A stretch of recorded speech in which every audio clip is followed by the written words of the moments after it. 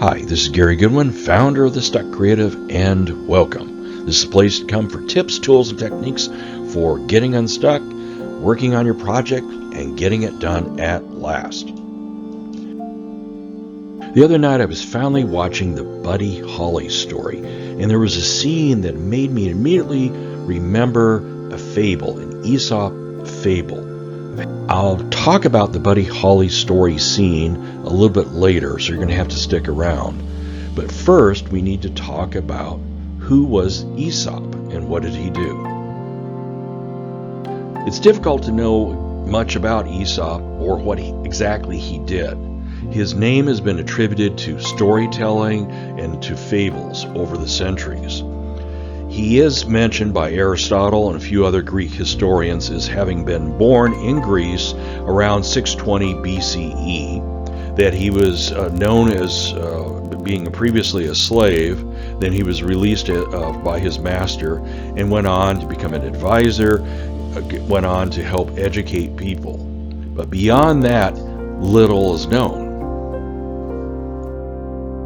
Over the centuries, Aesop's name would be used many times. Whenever a new fable came up or a new collection of fables were put together, his name was tacked onto it, as though he had done the work himself.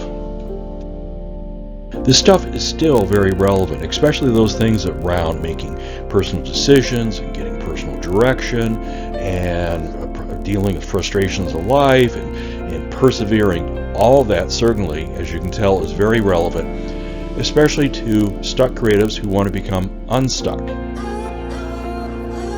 All of his fables, all of Aesop's fables, were put together in a particular structure.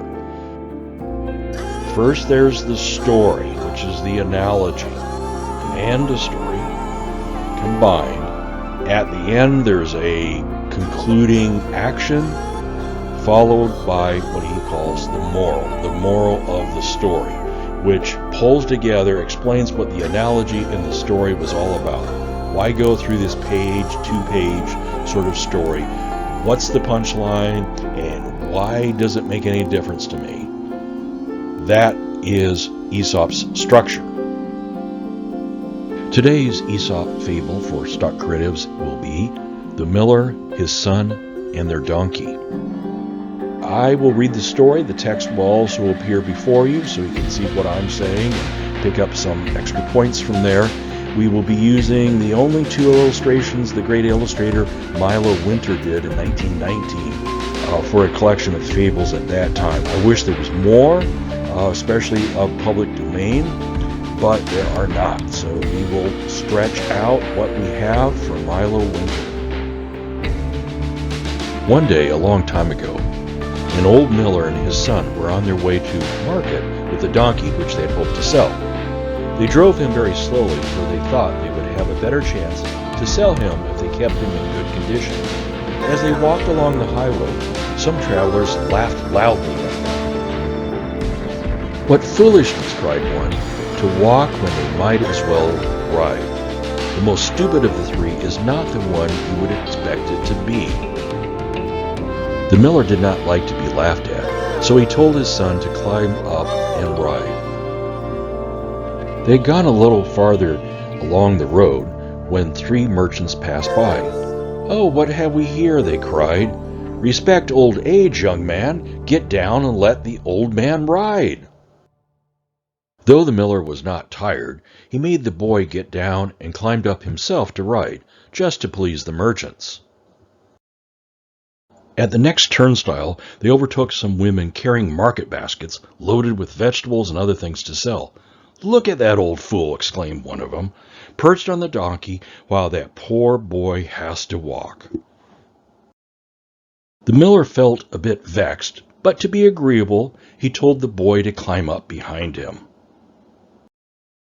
They had no sooner started out again than a loud shout went up from another company of people on the road. "What a crime," cried one, "to load up a poor, dumb beast like that. They look more able to carry the poor creature than he is to carry them. They must be on their way to sell the poor thing's hide," said another. The miller and his son quickly scrambled down, and a short time later, the marketplace was thrown into an uproar as the two came along, carrying the donkey slung from a pole. A great crowd of people ran out to get a closer look at the strange sight.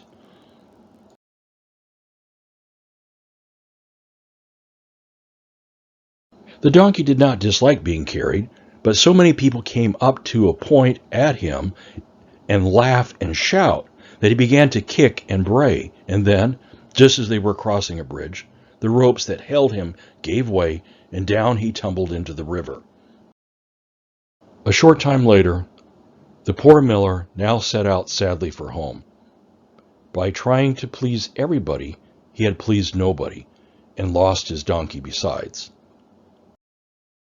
The moral of this story, according to Aesop, or at least the translation that are centuries beyond Aesop, if you try to please all, you please none. Okay, we have the benefit of knowing this fable, of knowing how it ends. So we need to start asking some questions. What went wrong here so we don't lose our donkey in the river someday? Well, the miller and his son certainly were open to receiving advice, but they may have benefited from asking themselves, do they need instruction? Do they need advice? Do they need to make all these changes, or do they know what they're doing? Clearly, they had some expertise because they had given some thought to how they wanted to present their donkey, and they wanted to get the donkey to market fresh. And I think part of the problem with being open to so much advice is they lost sight of what was their end game. They had made a decision, but they didn't adhere to, well, what was their target? What did they want to achieve? Concerning end goals, if we can frame one up, even if we're entering a brand new field, the tighter we can frame up an end goal, and of course this can be rewritten 1,000 times, the better it will be for us, because it will allow us to filter through advice when it comes in to figure out if the advice is pertinent or not to our end goal. But it's also going to do a very important service, which is to help us avoid scattering.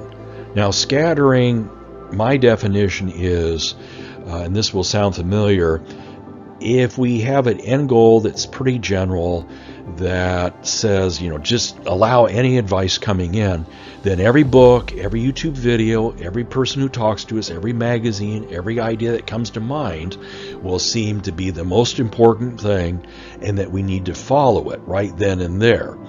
That will lack ability to prioritize it, and off we'll go.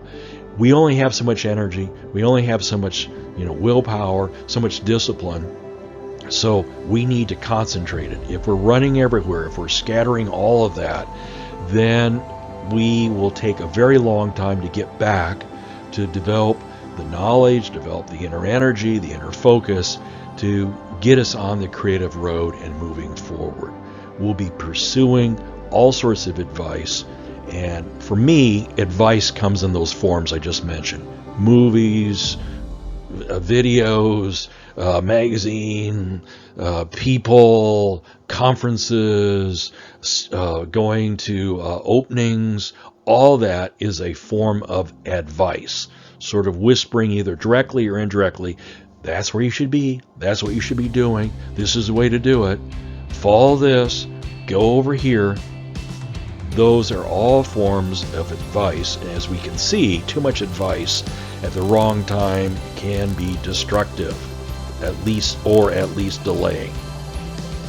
Clearly the miller and his son, they were open for advice because they took it, but we have to wonder why were they open for advice? Because they knew what their end target was. Was the task that complex that they needed advice?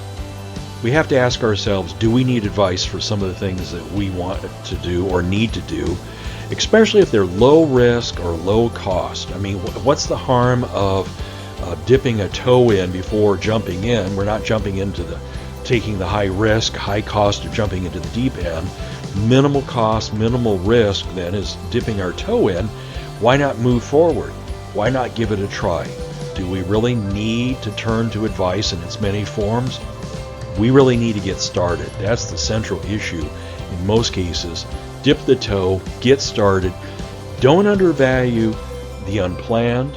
Don't undervalue experimentation. Don't undervalue exploring.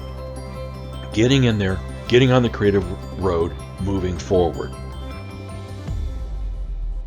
I'm going to give you an okay, give myself an okay about.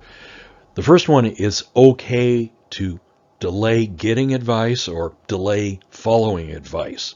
Did the miller and his son have to follow the advice right then and there, or maybe later after they got their donkey to market and everything's settled, be thinking about, well, maybe they had some good ideas.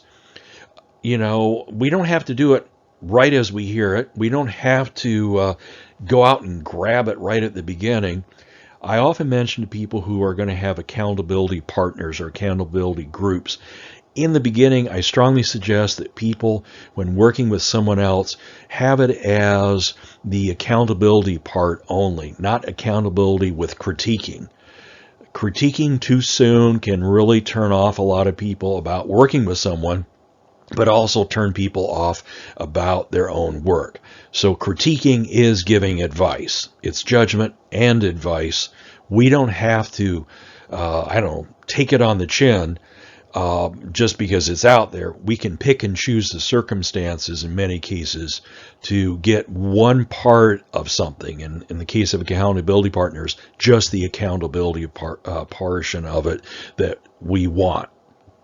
Second part of this is it's okay to ignore advice, even if it comes from top experts, even if it comes from our mentors. We know this, but we all need to challenge ourselves to get better at knowing when to pull back from certain type of advice if we have that alternative, when not to listen to it, or when to modify it, and beyond that, really holding to that decision.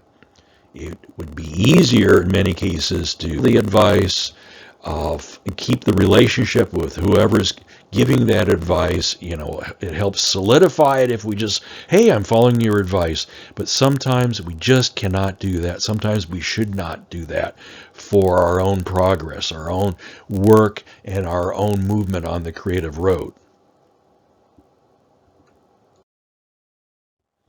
1, 2, 3.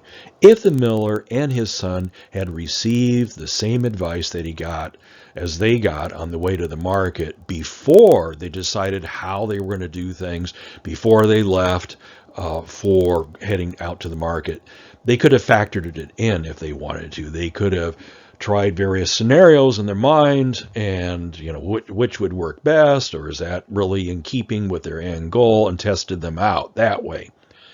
But they made a final decision of how they're going to do something. They made a final decision of why they were doing it that way.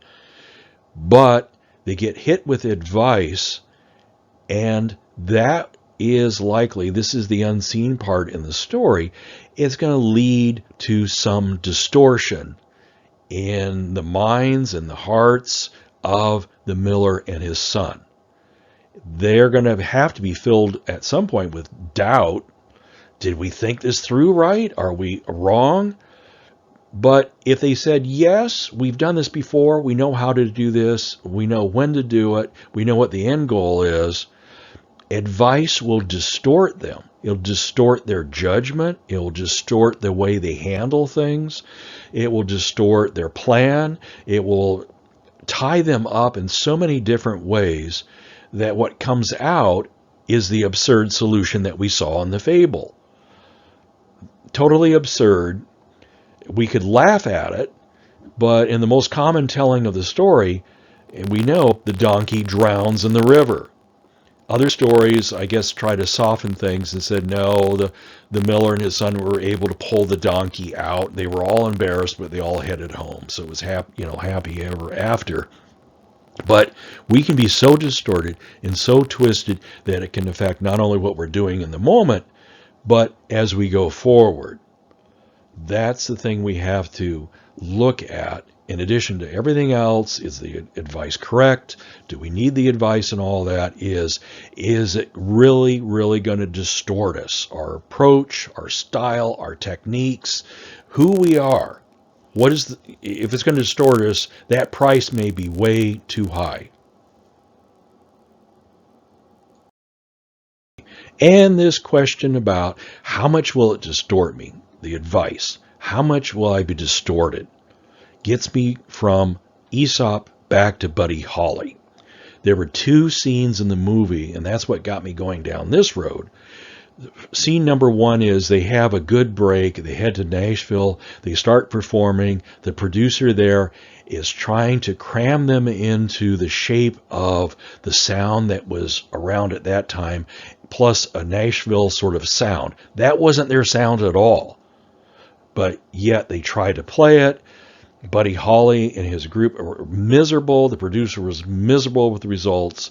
And the movie portrays that Buddy Holly is feeling so distorted, he promises to his group and to himself that we just can't go forward that distorted. We have to stay true to what we know. We've been doing for years. We have to stay true to our lyrics, the way we perform, what we've seen in the multiple performances, what we know, what our audience is looking for. We have to stay true to that, or else we're totally lost.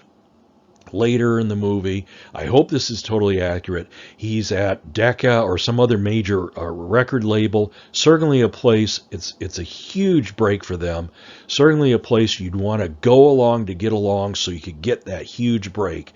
But he says no at a crucial point. He wanted to be co-producer. He wanted to take a lot of the leadership, if not all the leadership, about the music. He says, no, we will not distort ourselves.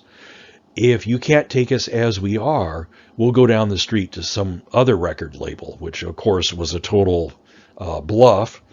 But they do work out things, and by staying true, I guess the rest is history. So the message is you can take some advice, but if it's just going to twist you and totally distort you, it's not the advice that a person probably can use. Okay, I think we can stop for the day. We've gone from Buddy Holly to Aesop, or from Aesop to Buddy Holly, I'm not sure, and certainly onward to your work and your walking on the creative road.